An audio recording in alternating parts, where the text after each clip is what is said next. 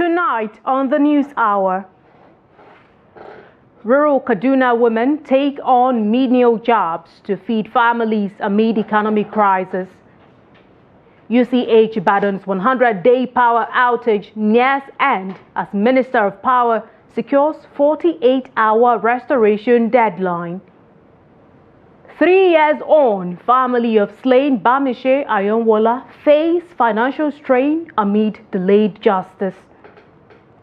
On the foreign scene, Israeli Prime Minister Netanyahu appears in court for corruption trial. Hello and welcome to the News Hour tonight on Trust TV. Over the course of the hour, we'll bring you up to speed on the details of stories and events in different parts of Nigeria, the nation's capital Abuja, and developments on the international scene. I am Aisha Salihu. Thank you so much for joining us. We begin in Kaduna State, northwest region of the country, as Nigerians continue to battle with the ongoing economic hardship. Widows and some less privileged persons in Ngor Masara community in southern Kaduna are resorting to menial jobs to feed their families. Trustee Bello Musa, who visited the community, reports that most of the women who are engaged in the menial jobs neither received formal education nor acquired any kind of skills. The report. A visit to Masara community in Jama local government area in Kaduna State reveals that many women peel cassava to earn a living. They get paid according to number of bales of cassava they peel. This helps them to cater for their children. Died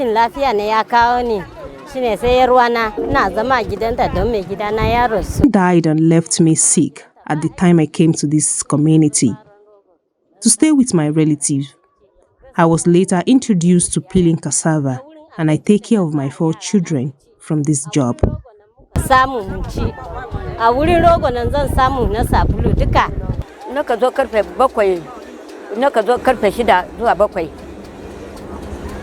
I report here by 7 o'clock in the morning and stay till evening. Yet, I hardly get 1,000 naira. In most cases, I make 900 naira. Although, I stay with my younger brother. I, however, feed myself from this work.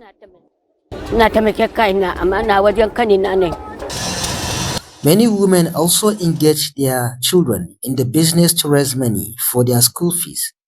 David Tanko and his entire family peel cassava here to raise money for the collective upkeep of the family. This is the place we got to get money to chop. Then from there we will eat, and from there we will pay something. We'll do so many things to help ourselves.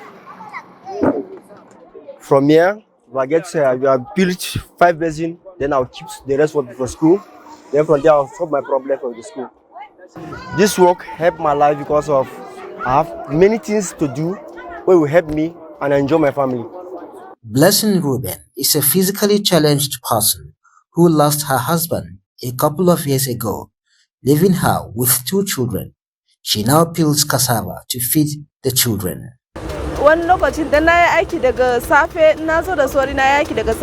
Sometimes if I work from morning till evening, I can make 1,000 naira.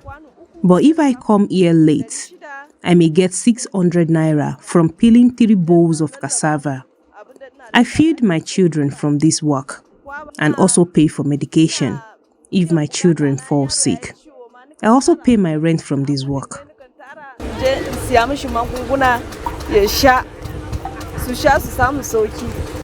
Blessing, who was introduced to this job by her friend, often comes with her little daughter who assists her with the job.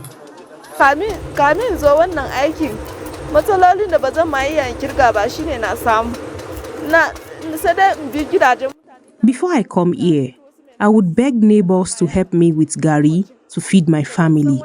My friend introduced me to this job. During the rainy season, I get drenched by the rain while doing this work. So I became discouraged, but she encouraged me not to stop.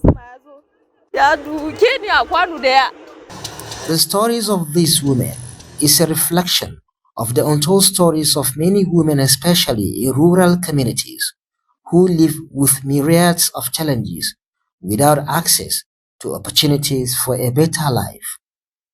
Bella Musa, Cross TV News Kaduna. In the North Central region, traders at the popular Kankeke market located opposite Jos University Teaching Hospital in Jos North local government area of Plateau State have vowed to challenge the demolition of the market by the Jos Metropolitan Development Board. The market, which hosted bicycle sellers, provision store owners, clothes sellers, food vendors and others, was demolished on Saturday night by the JMDB officials. The trader had earlier claimed they have lost property worth millions of naira in the process. JMDB's general manager, Hart Bankat, did not respond to inquiries hours after the demolition, but reacting on Monday, the leadership of the market vowed to challenge the JMDB's actions on the grounds that the court did not order the demolition of the market. The vice chairman of the market, Sadiq Aliyu, said despite the demolition, they will still pursue legal action. Definitely, we are going to challenge this issue in the court because we are law-abiding citizens. The post-judgment is against them. They didn't appeal and they didn't comply with it. After some years, we go back to court again, and this one is against us. But they didn't comply with it. They just come without any notice.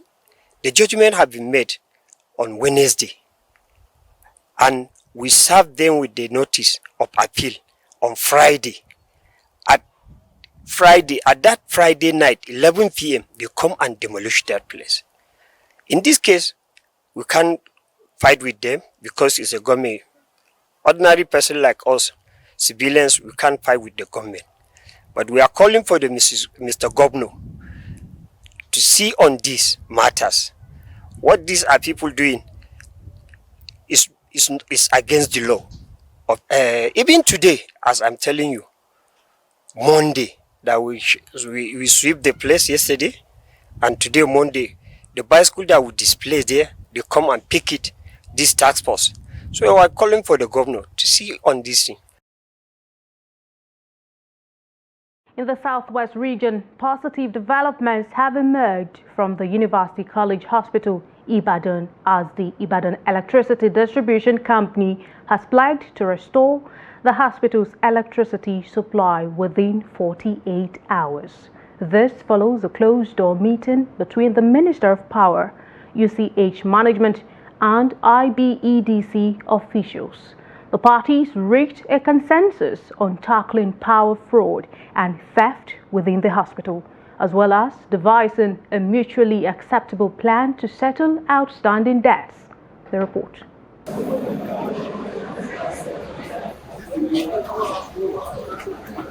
Following the development, the Minister of Power visited the hospital to assess the situation and find a lasting solution to the power disconnection, which has severely impacted patients, medical staff, and hospital operations.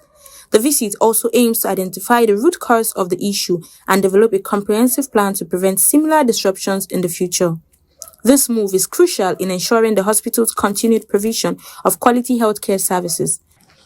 There are basically three types of consumers, or three sets of consumers here. We have the clinical services unit of this territory, which is the hospital itself.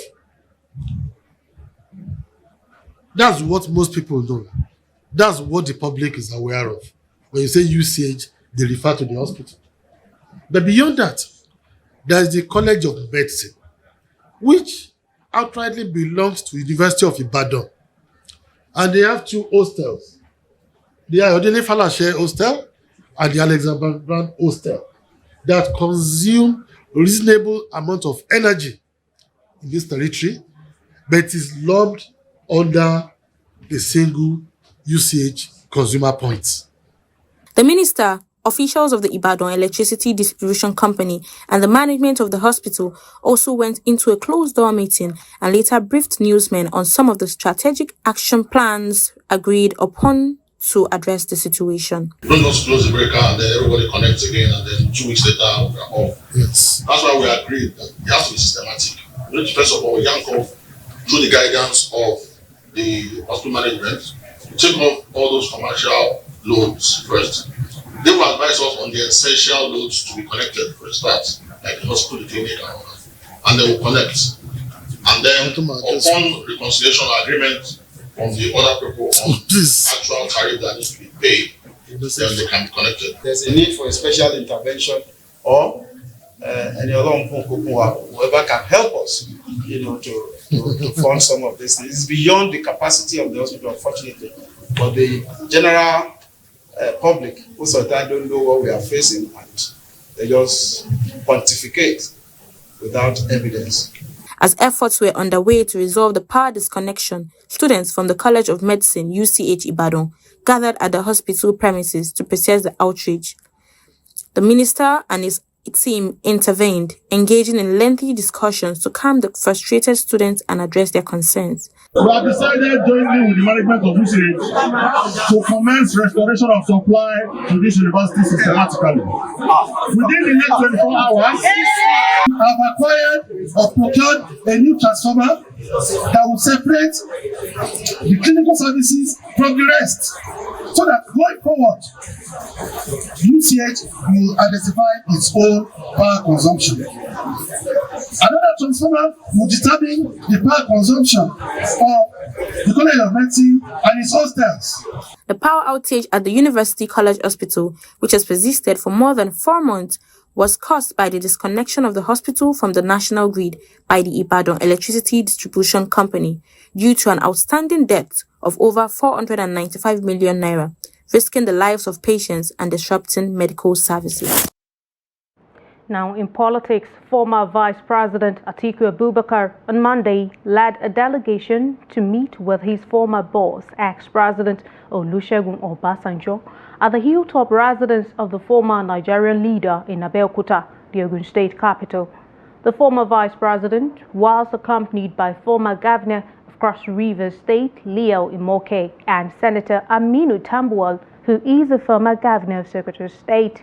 The agenda of the meeting was not known as of press time, but it comes amid plans by opposition politicians to map out strategies to trounce the ruling All Progressives Congress and win the 2027 presidential elections.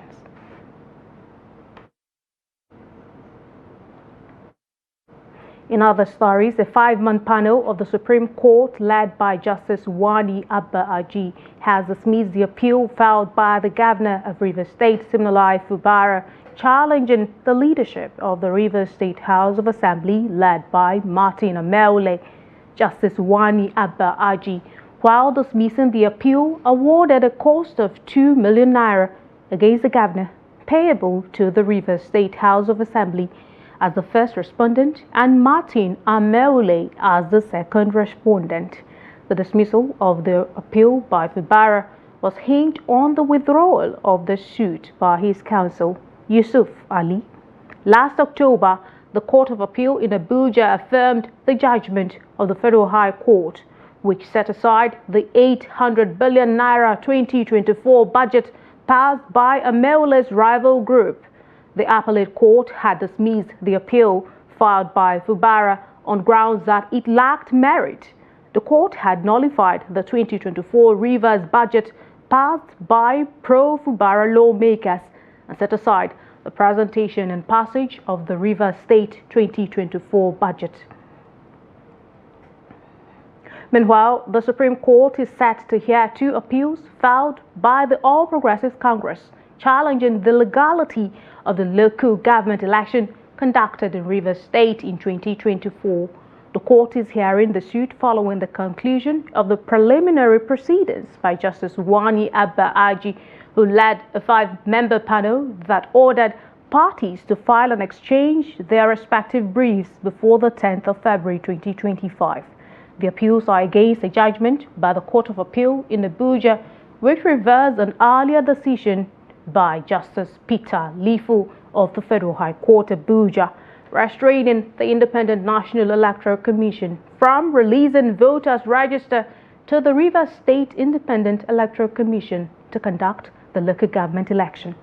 Justice Lifu had predicated his decision in the suit on the grounds that conditions precedent for the conduct of such election were not met by RSIEC. In reversing the Federal High Court judgment, the Court of Appeal held that the lower court lacked jurisdiction to hear the case and issued the orders. Now, the leader of the proscribed indigenous people of Biafra, Nnamdi Kanu, on Monday questioned the jurisdiction of his alleged terrorism case when he reappeared before Justice Binta Nyako of the Federal High Court for the resumed hearing of his protracted case. Despite Kanu's insistence that Justice Nyako has no jurisdiction over his case, the judge adjourned the matter indefinitely. Kanu was brought into Nigeria in June 2021 and has since been detained and tried for alleged terrorism. His trial was stalled after Justice Nyako recused herself from the case following an oral application by the defendant on September 24, 2024. The IPOB leader had directly told the judge that he no longer had confidence in her handling of his trial.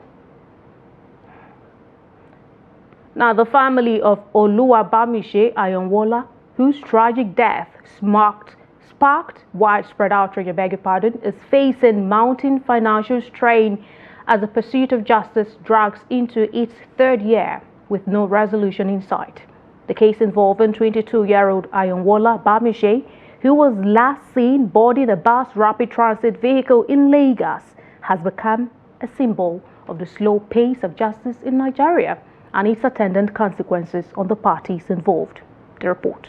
Years have passed since her death, and her family, along with the public, are growing increasingly frustrated by the delays. Despite the emotional and financial toll, the Ayonwola family remains steadfast in their commitment to attending every court session. However, they acknowledge the immense hardship this has placed upon them. Imoke, that's the defense counsel, decided not to show up again. In fact, he refused to, do the necessary things. And this has been his usual practice.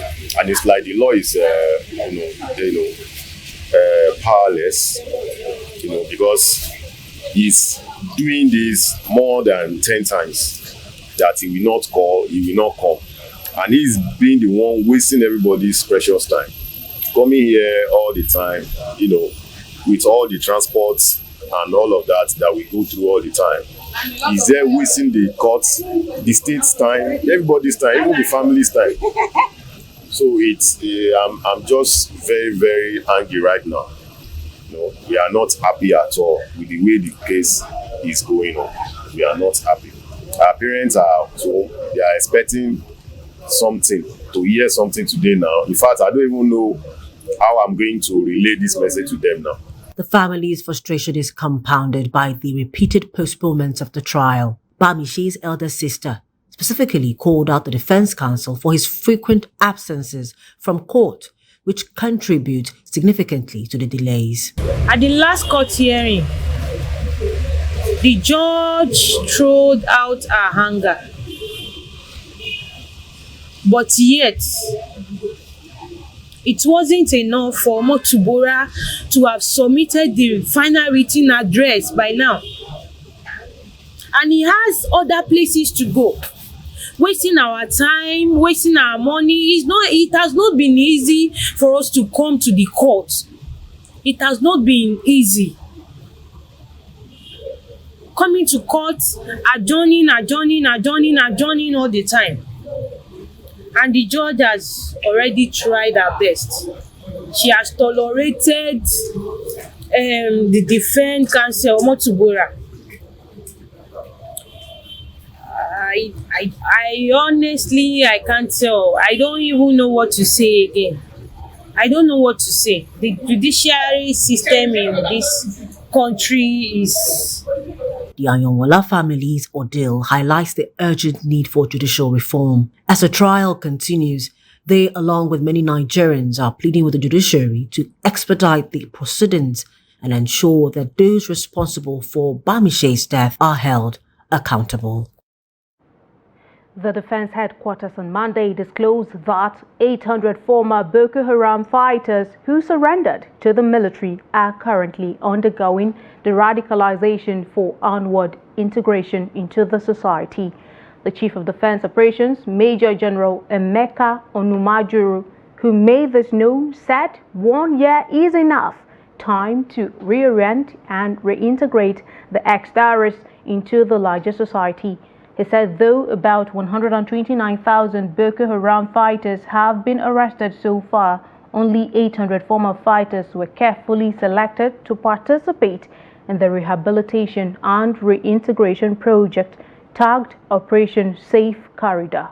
He stressed that kinetic and non-kinetic strategies must go hand in hand for Nigeria to win the asymmetric warfare against insurgents. And the Borno State Governor, Babagana Zulum, has called on the new Shehu of Dikwa to unite with other traditional emirate councils to collaborate with other emirates the great insurgency in the state. He stated this during the coronation and presentation of staff to Shehu of Dikwa and commissioning of ICT Center and Government Lodge in Dikwa local government area. Trustee Beatrice Korotsi has more. During his visit to the Dikwa local government area on Sunday, Governor Zulum first commissioned the 60-capacity ICT center.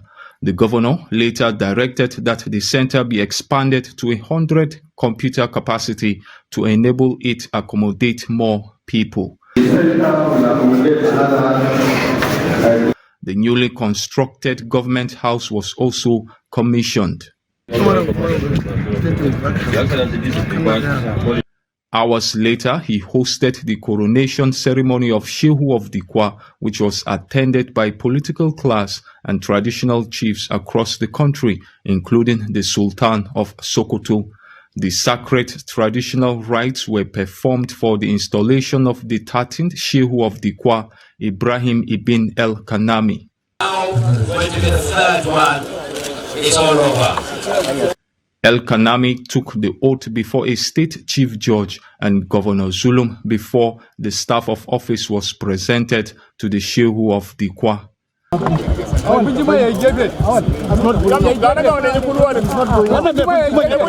Governor Zulum charged the Shehu and other traditional rulers to consolidate on the peace and development Borno has achieved within the years of recovery after 16 years of insurgency in the northeast. He assured of the rehabilitation of roads and restoration of electricity in Dikwa and commended security agencies for improved security in the community.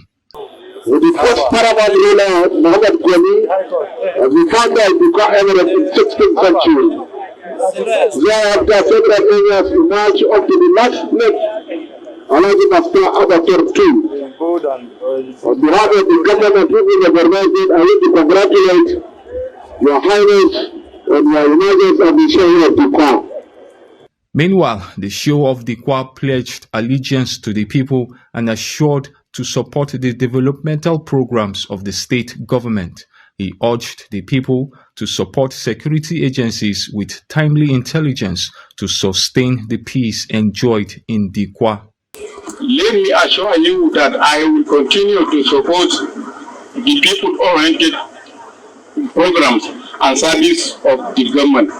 Let me equally commend appreciate His Excellency for the resettlement of low money and bourgeois communities and providing them all the necessary social amenities. The coronation ceremony ended with a Dawa festival marking a new reign that will foster peace and preservation of cultural heritage in Dikwa. Beatrice Kuruti, Trust TV News, Maiduguri.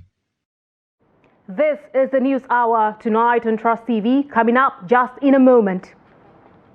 Lagosians push for job creation and price regulation as inflation soars. Plenty more stories after the break. We'll be right back. It's nice to have you join us again. Here is a recap of some of our top stories. Rural Kaduna women take on menial jobs to feed families amid economic crisis.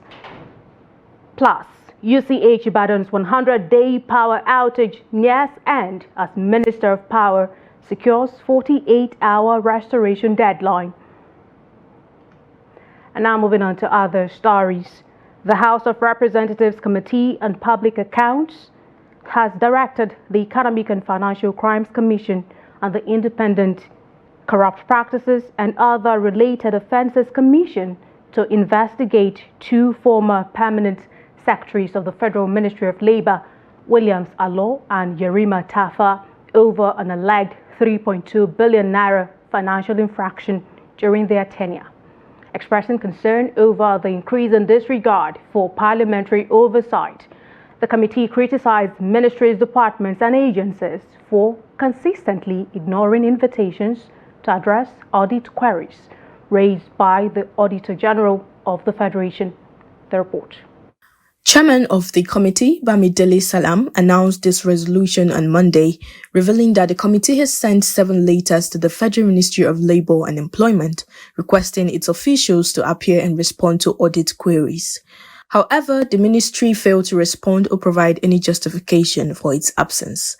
Additionally, the ministry has not submitted the necessary documents to address 32 audit queries from the 2020 audit report. We sustain all the recommendations of the Auditor General and direct the Economic and Financial Crimes Commission and the Independent Corrupt Practices and Other Related Offences Commission to invite the Permanent Secretary, Minister of Labour and Employment for the year 2015-2019, Mr. William Nwanko Alo, and the Permanent Secretary, Dr. Yerima Peter Tarfa, 2020-2021, to answer questions on the expenditure of the various sums of money, totaling almost 10 billion naira, which the Auditor General found against the Federal Ministry of Labour and Employment in those years. We are dealing with our institution, and we are also an institution of the government by the Constitution. And I think we should trade along that way of authority. This assembly has its authority, and we should enforce it. Whoever is there, let them respond based on the Constitution. Lest we breach our rules by thinking we know anybody there or somebody there was our colleague. And on this note, since they believe they are not under the Constitution of Nigeria, the only option we have is that the relevant anti-corruption agencies take charge, and the CEOs, heads of those agencies are invited to explain their infractions. Furthermore, the committee has summoned the permanent secretaries of the Federal Ministries of Transportation, Women Affairs and Humanitarian Services, Adeleye Ayodeji, Mariam Kashiru and Yakubu Adams Kofamata, respectively. They are required to appear before the committee within 72 hours. By this resolution, we are extending the benefit of the doubt and further opportunity for fair hearing to these 3 accounting officers of the Federal Ministries of Transport, Federal Ministry of Women Affairs, and Federal Ministry of Humanitarian Affairs and Poverty Alleviation to appear before this committee within 72 hours. Otherwise, we'll go ahead and uphold all the recommendations of the Auditor General for the Federation contained in this very important document. Salam emphasized the committee's commitment to resolving the audit queries from 2020 and 2021 reports before the submission of the 2022 audit report in April. It's intensifying with citizens across the country, particularly in Lagos State, grappling with soaring inflation and rampant unemployment. The rising cost of living is pushing many to the brink, forcing difficult choices and in some cases, reliance on loans just to afford basic necessities. As Nigerians continue to hope for policies that will ease their burdens. The report. The economic downturn is palpable in Lagos, where residents are facing the realities of escalating prices, especially for food and transportation. This situation is mirrored across the nation, fueling widespread frustration and anxiety. And there's nothing you can do now. Now, the way we see, and that is how we take it. We only manage it. the way the country is now, can you just tell me how the way? Things hard now. Things hard now. Because before, if you buy a bag of rice, 70.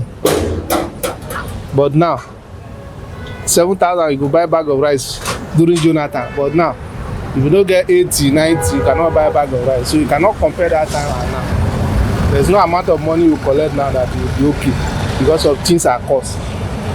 The impact of inflation extends beyond everyday goods, with essential industries like real estate also feeling the strain. The increased cost of building materials and chemicals is reportedly leading some developers to cut corners, raising concerns about the structural integrity of buildings and contributing to a risk of collapses. So we all know there's inflation, high prices of commodities in the markets, which makes a lot of youth that they want to leave this country because of that. And the unemployment and so many things are happening in the country, which we as youth, we are not pleased with. Even as a union member and as a unionist and as a comrade. For example, I work with Nukfulampe, National Union of Chemical. Because of the high price of chemicals in markets, and because of that, people tend to buy low quality, substandard products because of the change in price. So people don't live up to standard again just because of the inflations. Things have rises, prices have rises, things have changed. People don't live up to standard. In fact, some companies are folding up. Some companies are folding up because they can't meet up. They can't meet up again. So the cost of living now is now very too high in Nigeria. Even to live as a youth, so difficult for a lot of people. So that's why many people want to leave the country. They have the intentions of leaving the country. So they're even using different means of traveling out. Some they're not even going by normal airplane or aircraft. Some are going by road, risking their lives just because they are not just comfortable, they are not just pleased. Many people are going crazy because of what is happening in Nigeria, because of this bad governance. Things are hard now. Things are very, very hard in the markets. No money to buy things now. If we put our goods, no customers. You might say from morning to night, for customer to come and patronize you, there is no customer because there is no money. Everywhere is dry now. As the economic hardship deepens, citizens are urgently calling on government to take decisive action. They are demanding measures to stabilize prices, create job opportunities, and improve overall living conditions. Until then, many Nigerians are left to navigate the harsh realities of these crises, struggling to survive in increasingly challenging times. Has denied rumors of the reinstatement of the disbanded Special Anti-Robbery Squad. The force spokesperson, Muyiwa Adejobi, in a statement on Monday, dismissed the rumors as misinformation. Adejobi noted that the SARS, which was disbanded in October 11, 2020, remains dissolved and is not back in operation. Adejobi, who, however, urged citizens to treat information about SARS reformation and rules of engagement with caution, also encouraged Nigerians to verify the source of any information before accepting it as true. SARS was established in late 1992 to address crimes such as robbery, motor vehicle theft, kidnapping, cattle rustling, and firearm offenses. The unit became controversial due to its connections to extrajudicial killings, forced disappearances, extortion, torture, framing, blackmail, kidnapping, illegal organ trade, armed robbery, home invasions, and the rape of both men and women, along with child arrests and violations of privacy. Now, no fewer than 19 people were feared killed in a renewed court clash in a Bella community in a Mohua local government area of Rivers State on Sunday. The development has sparked panic in the area as residents have deserted the community for safety. It would be recalled that on Wednesday, unidentified gunmen believed to be members of a cult group invaded the community and killed 7 people. While the community was still recovering from the incident, on Sunday morning, the 2 cult groups in the area resumed their battle for supremacy after over 2 years of vacation. It was gathered that the supremacy battle on Sunday was between the Daybayam and Icelanders cult groups. When contacted, the A spokesperson for the State Police Command, Grace Iringe Koko, who confirmed the incident, said the clash was linked to levies from an oil company in the area, saying the number of casualties was 10. Still in the south-south region of the country, the Nigerian Navy has arrested 9 suspected oil thieves in Akwa Ibom State. The suspects were apprehended at a wellhead located approximately 26 nautical miles offshore. The arrest was part of the achievements of Operation Delta Sanity 2, launched by the Chief of Naval Staff, Vice Admiral Emmanuel Ogala, on December 30, 2024. Operation Delta Sanity 2 aims to combat crude oil theft, illegal bunkering, pipeline vandalism, and other maritime crimes in the eastern flank of Nigeria's territorial waters. Since its launch, the Navy has conducted a series of maritime and air patrols as well as interdiction operations. The commander of NNS Jubilee, Commodore Abubakar Umar, warned oil thieves and other criminal elements to cease their activities, stating that the Navy is prepared to deal decisively with economic saboteurs. Now, Adamawa State Governor Ahmadu Fintiri has officially flagged off the construction of the Jimeta ultra-modern shopping complex, a venture valued at 19.7 billion naira. The project seeks to enhance economic activities and attract investment to the state, with an anticipated completion time frame of 18 months. Gibson Swadigo reports from Yola. At the groundbreaking ceremony, Governor Fintiri, alongside his deputy, Kaletapa Farauta, and members of the Executive Council, received a warm welcome from supporters and onlookers. In his address, Governor Fintiri said the initiative was a strategic effort to develop a dynamic commercial hub that will stimulate economic growth and create employment opportunities. He noted that the shopping complex will feature modern retail spaces and state-of-the-art facilities, thereby contributing to the government's broader vision of modernizing both urban and rural landscape within Adamawa State. The Jimeta Ultra-Modern Shopping Complex is a landmark initiative which is not just about building a structure, it is about creating an enduring legacy, a vibrant commercial hub, and an environment that will attract investment, foster economic growth, and create jobs for our youth and our people in general. It is set to become a key part of the economic landscape of Adamawa State, bringing together both modern retail spaces and state-of-the-art facilities. This is part of our broader vision to modernize the urban and rural landscape of Adamawa. The Commissioner for Commerce and Industry, Ishaya Dapari, commended the governor's dedication to economic development, noting project's potential to significantly transform the state's business environment, and assured stakeholders of their commitment to support the government's initiatives. The state government has philosophy of nobody should be left out and nothing will be untouched. The business sector has been touched by the construction of this ultra-modern complex. The 19.7 billion project is expected to be completed in 18 months' time. Gibson Soadugo, Trust TV News, Yola. The Oyo-Osun Command of the Nigeria Customs Service says it has generated over 7 billion naira for the federal government in the first month of the year. The area controller, Ben Oramalugo, disclosed this at the command's operational headquarters in Ibadan while briefing newsmen. Oramalugo attributed to the command's achievements in countering smuggling to the collaboration of local communities, other security agencies, and the dedication of the command's officers. He said the seizures include 170 bags of 50-kilogram foreign rice, 1,667 used tires, 32 bales of used clothes, 2 sacks of used shoes, and 40 kegs of 25 liters of premium motor spirit. Smuggling operations. We also remain focused on protecting the interests of local manufacturers and industries. For example, when we are seizing rice, the whole idea is to protect our local industries. In spite of the fact that Nigeria is the highest producer of rice in Africa, followed by Egypt, Madagascar, and Tanzania, our people don't patronize locally made rice.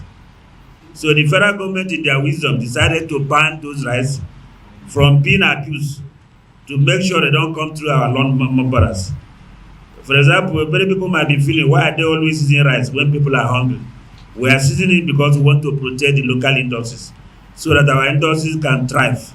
We are seizing tires because we want to make our people safer. Most of these tires are banned abroad. They have expired, but we are using them. Here. You're still watching the News Hour tonight on Trust TV. The news will return in a moment. Welcome back. It's time now to join Chiamaka Nwafo for the stock market update.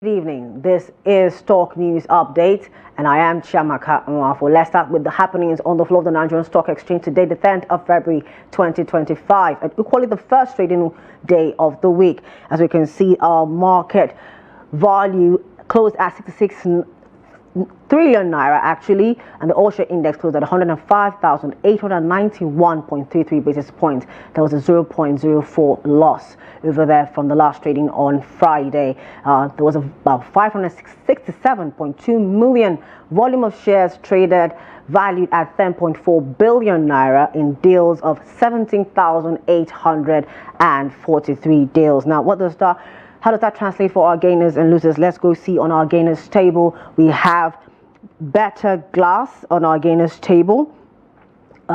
Price share index increasing by 10%, closing at 95 naira 15 kobo. And we also have following them is Stanbic IBTC Holdings, closing at 68 naira 20 kobo plus 10% as well. And we have Smart Products Nigeria closing equally at 10% at 0 naira 22 kobo. What's happening on the red table? Let's go take a look. We can see on the red table the International Energy Insurance came out last with an end of day price appreciation of 10%, closing at 2 naira 25 kobo, followed by RT Briscoe closing at minus 9.63%, closing the day at 2 naira 44 kobo, and Julius Berger closing the day at 128 naira, losing about 8.44%. Now, all our movers and shakers on the floor of the exchange today, we can see that we have Secure Electronic Technology recording the highest volume of trades at 84.1 million shares. Fidelity Bank follows at 67.8 million shares, and Access Holdings Corporation follows in third place at 40.2 million shares. What does this tell us about the trading of the floor today? From that, we can see that from the previous trading on Friday the 7th, we see that today shows 49% improvement in volume, 13% improvement in turnover, and 39% improvement in deals. Let's now go for more on the global scene.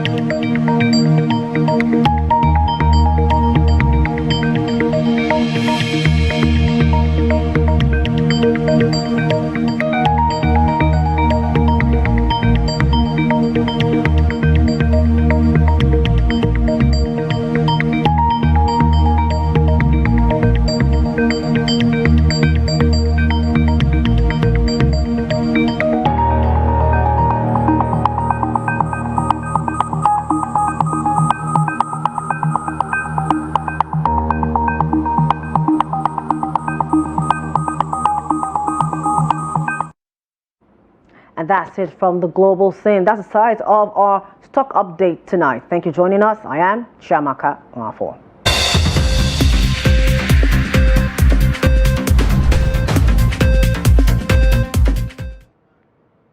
Thank Thank you so much, Chema Kanwafo. And now to developments away from Nigeria. Israeli Prime Minister Benjamin Netanyahu took the stand again on Monday in his ongoing trial for alleged corruption. Netanyahu entered the courtroom in Tel Aviv as one woman attending the session asked, "Don't you think it is time to get all the hostages out?" Her comments come after 3 Israeli hostages who were released on Saturday appeared gaunt and frail. Netanyahu is the first sitting Israeli leader to take the stand as a criminal defendant. He is accused of accepting tens of thousands of dollars worth of cigars and champagne from a billionaire Hollywood producer in exchange for assistance with personal and business interests.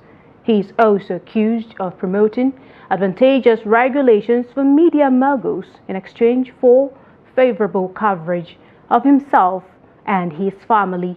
Netanyahu, 75, denies wrongdoing, saying the charges are a witch hunt orchestrated by a hostile media and the biased legal system out to topple his lengthy rule. Still on the foreign scene, United States President Donald Trump's freeze on global aid is creating significant concern across Africa, prompting Ethiopian human rights groups to raise their voices.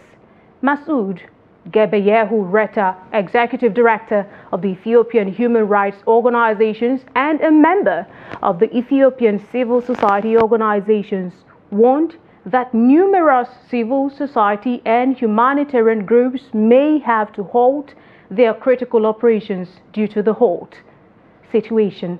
Recently, the Ethiopian Ministry of Health revealed plans to lay off over 5,000 contracted health workers as a direct consequence of the Trump administration's 90-day aid freeze. In a strong response, Reta emphasized that Trump should not disrupt the American people's goodwill towards those in need around the world. The United States remains the largest provider of foreign aid globally, although some European nations allocate a larger percentage of their budgets to such efforts. USAID operators in approximately 120 countries focusing on combating epidemics, educating children, ensuring access to clean water, and fostering various development initiatives. It's time now to join Emmanuel Fashemi for the latest in sports.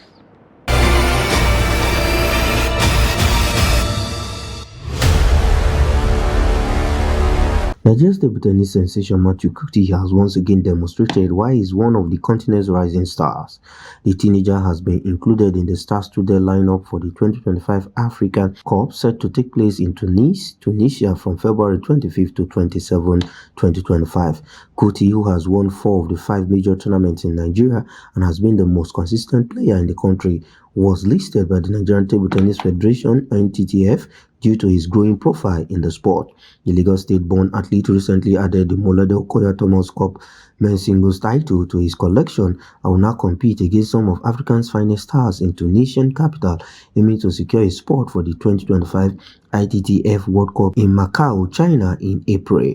Kuti's rising profile was evident when he bulldozed his way into the final of the Molade Okoya Thomas Cup at performing top stars and former champions. Having competed at the junior level of Africa's longest-running table tennis tournament in the past, the teenager dazzled fans and dignitaries last weekend with his exceptional display, earning the title at the 56th edition of the competition. Since making his senior debut at the 2023 African Games in Accra, Ghana, Kuti has remained an integral member of the Nigerian men's national team. He featured in the 2024 and 2025 African Championship in Tunis and Addis Ababa, where he earned a silver medal with the team. American-based teenage fencer Belbola Akimbamiru has pledged her allegiance to Nigeria on the international stage. The 13-year-old student from Fort Bend Fencing Academy in Houston said her love for Nigeria inspired her decision to reach out to the Nigerian Fencing Federation, aiming to make her international debut for the country.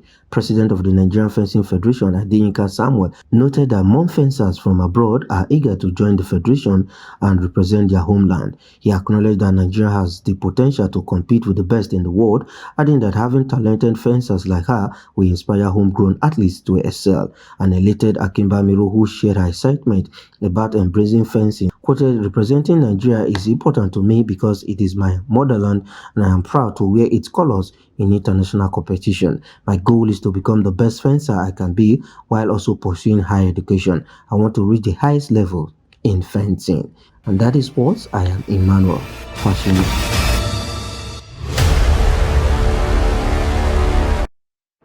Very well then, that's about the size of our package for you on the News Hour tonight on Trust TV from our team here in Abuja and other parts of the country. Do not forget, you can always follow us across all of our social media platforms and also join our YouTube live stream for more news, programs and documentary.